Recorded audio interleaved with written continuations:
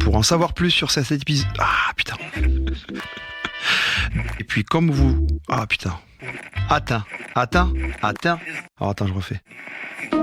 Bonjour Toulouse, je m'appelle Pierre, j'ai 46 ans, je suis chef d'entreprise. Cette semaine, c'est moi qui vous présente Quoi de neuf Toulouse. Bienvenue. Dans cet épisode, on prend de la hauteur pour vous parler de l'industrie aéronautique du futur. Une voix iconique fait pour nous le bilan de la saison du TFC. Et puis, vous vous demandez peut-être comment nous laisser un message. On a pensé à tout, on vous explique comment faire. Mais d'abord, notre Toulousain de la semaine. Il est incontournable dans le tissu économique local. Il régale les Toulousaines et les Toulousains. Il est au micro de Sophie Sarance.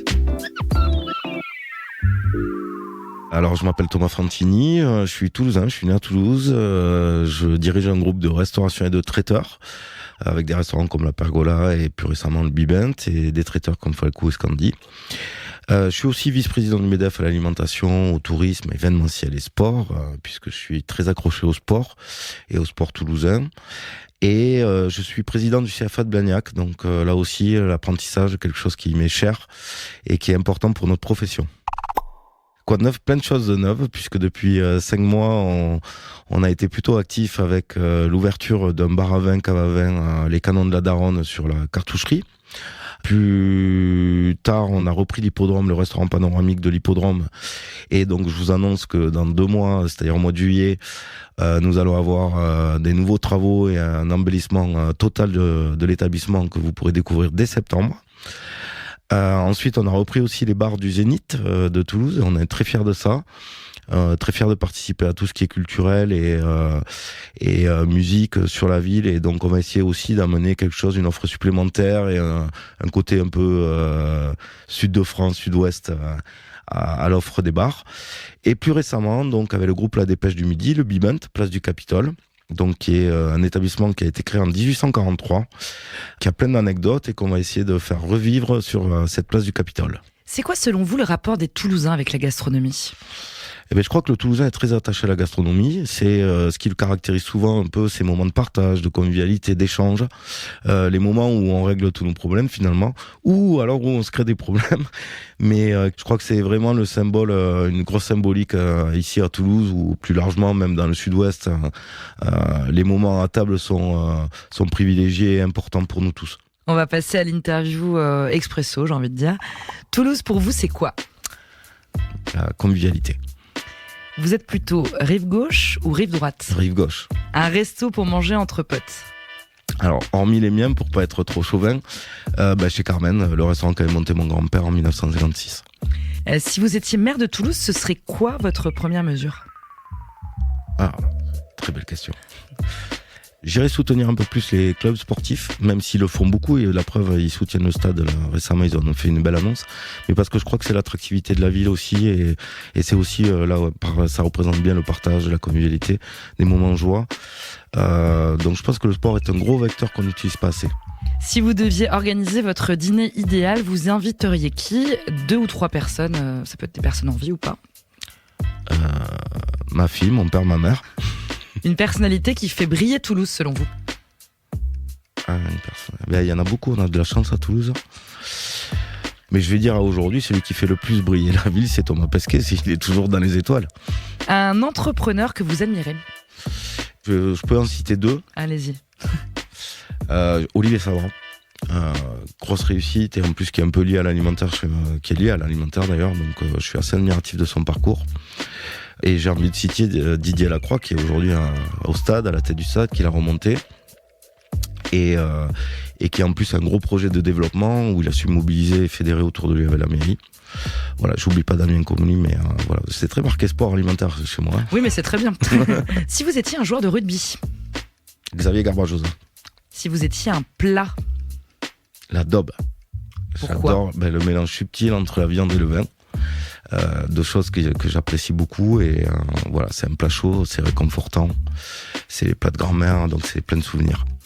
Si vous étiez un son ? L'harpe.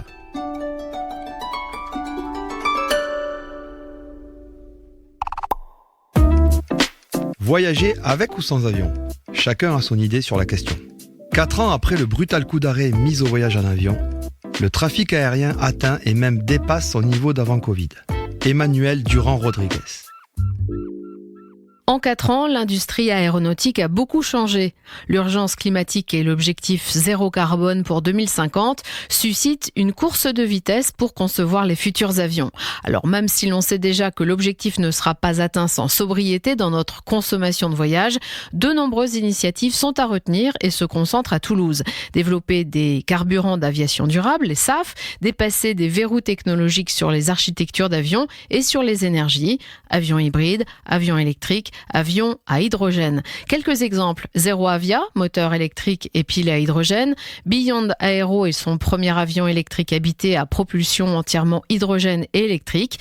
Ascendance Flight Technology, 500 attentions d'achat pour ATA, aéronef à propulsion hybride et à décollage et atterrissage vertical. Enfin, Aura Aero, installé sur l'aéroport Toulouse-Francazal, qui prépare un avion régional électrique de 19 places et qui s'est vu délivrer en avril 2024 par l'EASA le Permit to Fly pour son avion électrique biplace. Certes, cela ne suffira pas en soi à résoudre la problématique mondiale, 4,7 milliards de passagers aériens en 2024, mais l'aviation légère contribue à préfigurer le transport aérien des 30 prochaines années.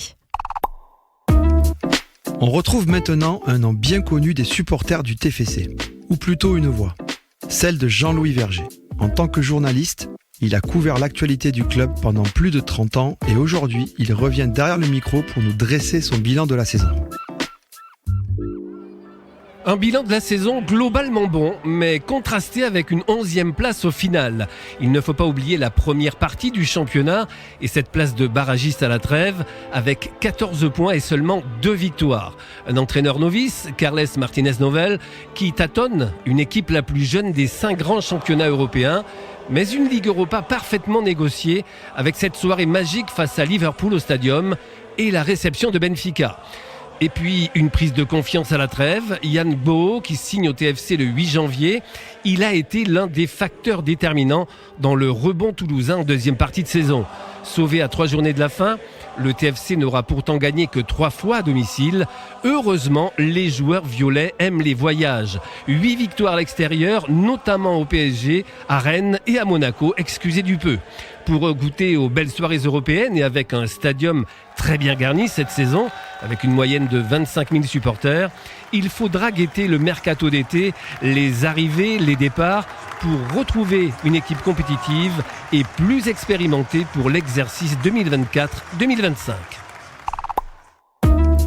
Et puis, on retrouve maintenant Sophie Sarance. Sophie, tu viens nous parler du bouton rouge sur qd9.info. Peux-tu nous expliquer ce que c'est ? L'objectif de Quad 9 Toulouse, c'est de donner la parole à tout le monde. C'est un podcast pour les Toulousains, par les Toulousains. Alors bien sûr, vous pouvez nous envoyer un mail, mais vous pouvez aussi nous laisser un message audio. Vous allez voir, c'est hyper simple. C'est un peu comme quand on veut laisser des vocaux sur WhatsApp, par exemple. Vous allez sur la page qd9.info, vous cliquez sur l'onglet Réagir. Ensuite, il suffit juste d'appuyer sur le bouton rouge pour démarrer l'enregistrement. Après, vous parlez, vous dites ce que vous voulez. Vous pouvez nous partager vos bons plans, vos coups de cœur. Vous pouvez même nous pitcher un projet qui vous tient à cœur, comme vous voulez. À la fin du message, vous avez juste à le réécouter. Si ça ne vous va pas, vous recommencez. Et sinon, vous envoyez le message en donnant votre nom et votre mail pour qu'on le diffuse. À vous de jouer. Quad 9 Toulouse, c'est fini pour aujourd'hui. Pour en savoir plus sur cet épisode, rendez-vous sur notre page Insta ou en description du podcast. Et puis, comme on vous le disait, n'hésitez pas à nous laisser un vocal sur qd9.info. Merci à tous pour votre écoute. Moi, j'ai un coup de fil à passer. Et je laisse le mot de la fin à Thomas Fantini. Partage.